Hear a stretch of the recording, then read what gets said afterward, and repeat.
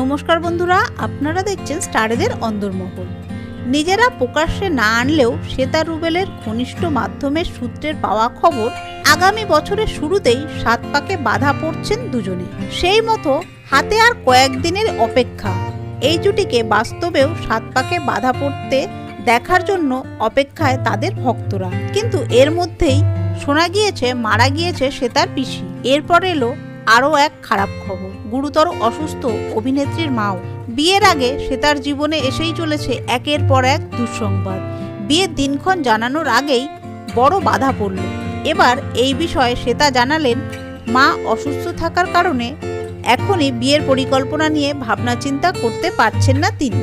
যদিও সম্প্রতি রুবেলের সঙ্গে নিজের 2টি ছবি প্রকাশ করে অভিনেত্রী লেখেন, আমরা একসাথে আছি, ভালোবাসায় আছি। বন্ধুরা, তারকাদের বিষয় এইরকমই খুঁটিনাটি আরও তথ্য পেতে জুড়ে থাকবেন আমাদের চ্যানেলটির সাথে। ধন্যবাদ।